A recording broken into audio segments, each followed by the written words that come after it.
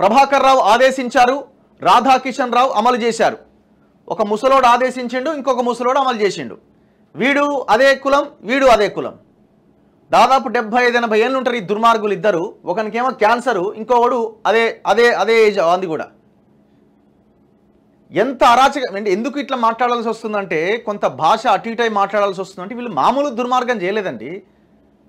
వీళ్ళు భార్యాభర్తలు మాట్లాడుకుంటుంటున్నారు. హీరోయిన్ల ఫోన్లు ట్యాప్ చేయడంలో వీళ్ళు సహకరించినారు. వీళ్ళు వ్యాపారవేత్తలను బెదిరించినారు, రియల్టర్లను బెదిరించినారు.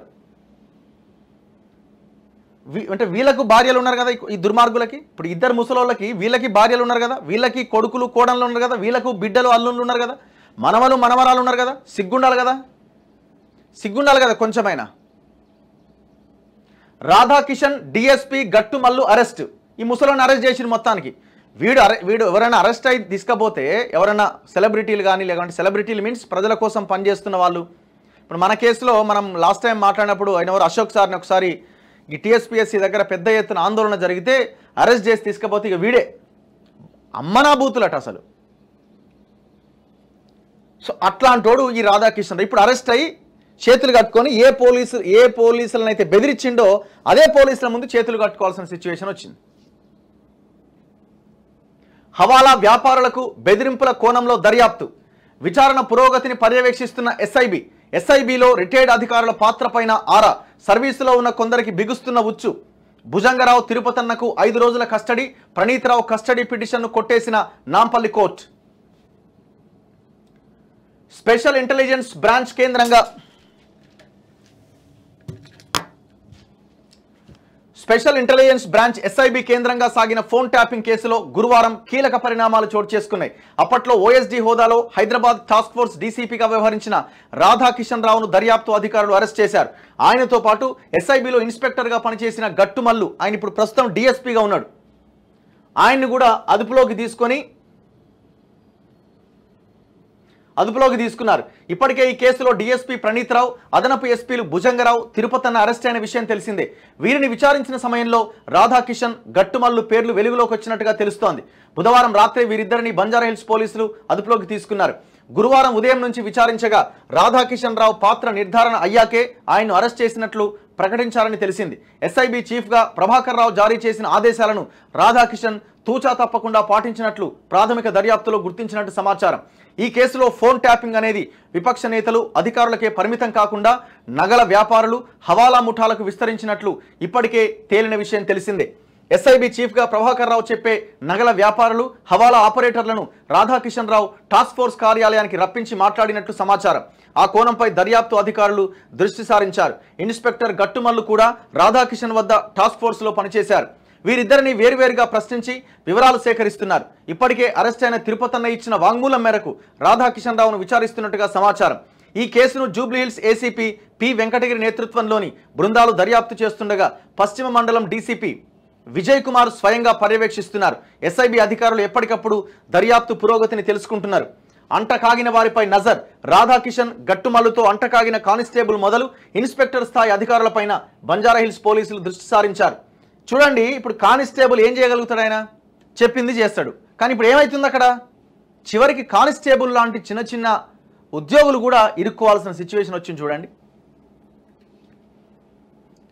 ఇప్పటికే కొందరిని విచారించినట్టుగా తెలుస్తోంది. ఈ కోవలో రాధాకిషన్ వద్ద టాస్క్ ఫోర్స్లోని వేరువేరు జోన్ల బృందాల్లో ఎస్ఐలుగా పనిచేసిన ప్రస్తుత ఇన్స్పెక్టర్లు 3, మరో 2 ఎస్ఐలను పలుమార్లు విచారించినట్టుగా సమాచారం. వీరిలో ఒకరు 4 ఏళ్లుగా టాస్క్ ఫోర్స్లోనే ఉన్నారని, అక్కడే ఇన్స్పెక్టర్గా పదోన్నతి పొందగా ఆయన ఉన్న పోస్టును అప్గ్రేడ్ చేయించినట్టుగా తెలుస్తోంది. మరో ఎస్ఐ కూడా ఇన్స్పెక్టర్గా పదోన్నతి రాగానే రాధాకిషన్కు సహకరించేందుకు ఎస్ఐబికి బదిలీ అయినట్టుగా సమాచారం. రాధాకిషన్కు చిక్కడపల్లిలో ఒక హాస్టల్ ఉన్నట్టుగా గుర్తించిన దర్యాప్తు అధికారులు అక్కడే సెటిల్మెంట్లు జరిపినట్టుగా తెలుస్తోంది. అసలు ఏంది ఇది? ఎంత ఘోరం చూడండి. ఇది ఈనాడులో కూడా రాసినారు చూడండి. వీళ్ళు కీలకంగా ట్యాపింగ్ పాపంలో కీలక వికెట్ ఇక వీడే రాధాకిషన్ రావు. టాస్క్ ఫోర్స్ మాజీ ఓఎస్డీ రాధాకిషన్ రావు అరెస్ట్. ఫోన్ ట్యాపింగ్, హవాలా దందాలపై సుదీర్ఘ విచారణ. క్షేత్రస్థాయిలో అనధికారిక ఆపరేషన్లపై ఆరా. అజ్ఞాతంలోకి బేగం బజార్ వ్యాపారులట.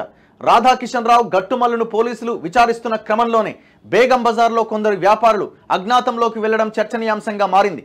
టాస్క్ ఫోర్స్ పోలీసులు తరచుగా బేగం బజార్ ప్రాంతంలో సోదాలు నిర్వహించేవారు. ఈ ప్రాంతంలో గాంజా, హవాలా దందాల్లో ప్రమేయం ఉన్న వ్యాపార సంస్థలపై దాడులు చేసేవారు. ఈ నేపథ్యంలో కొందరు వ్యాపారులతో ఒకరిద్దరు టాస్క్ ఫోర్స్ పోలీస్ అధికారులకు సాన్నిహిత్యం ఏర్పడిందనే ప్రచారం ఉన్నది. ఆ క్రమంలో వారితో ఆర్థిక లావాదేవీల బంధం కొనసాగించారనే ఆరోపణలు ఉన్నాయి. రాధాకిషన్ రావు, గట్టుమల్లులను విచారిస్తున్న విషయం బయటికి పొక్కగానే వ్యాపారులంతా అజ్ఞాతంలోకి వెళ్ళిపోయారట.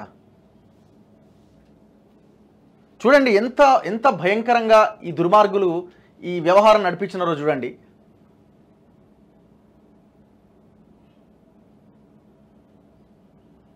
ఇంకెవరైనా సందీప్ రావు అనే ఒక ఆయన పేరు కూడా వినబడతా ఉన్నది. వీళ్ళంతా మరో ముగ్గురు టాస్క్ ఫోర్స్ పోలీసులు అదుపులోకి తీసుకున్నట్టుగా తెలుస్తోందట.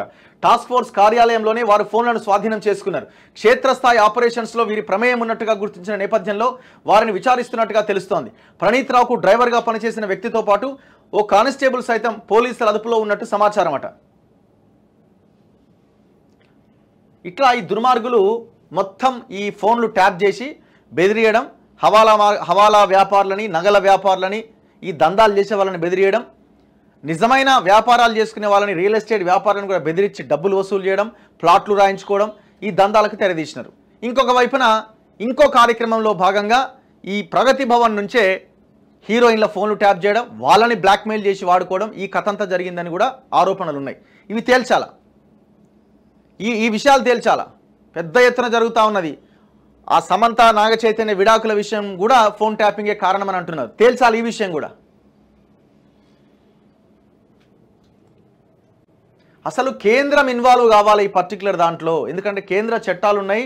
దాంతోపాటుగా ఈ హవాలా మార్గం ద్వారా డబ్బులు తరలిన వాళ్ళ ద్వారా వాళ్ళని బెదిరించి డబ్బులు వసూలు చేసినారు. కాబట్టి అసలు ఎక్కడెక్కడికి పోయినాయి ఈ పైసలు, ఎట్లా ఇప్పుడు ఇది మనీ లాండరింగ్ సంబంధించిన అంశం కూడా. ఎందుకంటే ట్రాన్సాక్షన్స్ జరిగినాయి కదా. సో ఈడీ ఎంటర్ అవ్వాలా. ఇది దేశవ్యాప్తంగా సంచలనం రేపుతున్న కేసు. కేవలం తెలంగాణలో ఉన్న వాళ్ళే కాదు, కర్ణాటక, మహారాష్ట్ర అన్ని రాష్ట్రాల్లో ఉన్న ఫోన్లను ట్యాప్ చేసినారు. అసలు నాకు తెలిసి నేషనల్ లీడర్ల ఫోన్లు కూడా ట్యాప్ చేసినారు. ఎందుకంటే ఎవరెవరు ఏం మాట్లాడుతున్నారు, మోడీతో ఎవరున్నారు, రాహుల్ గాంధీ, ఎందుకంటే నేను ప్రధానమంత్రి కావాలని కలడు అన్నాడు కదా ఈ తోపు, ఈ తోప్ సింగ్ ప్రధానమంత్రి కావాలని కలడు అన్నాడు కదా. సో దేశంలో ఉన్న అందరి ఫోన్లను ట్యాప్ చేసినారు, అన్ని పార్టీల నాయకుల ఫోన్లను ట్యాప్ చేసినారు.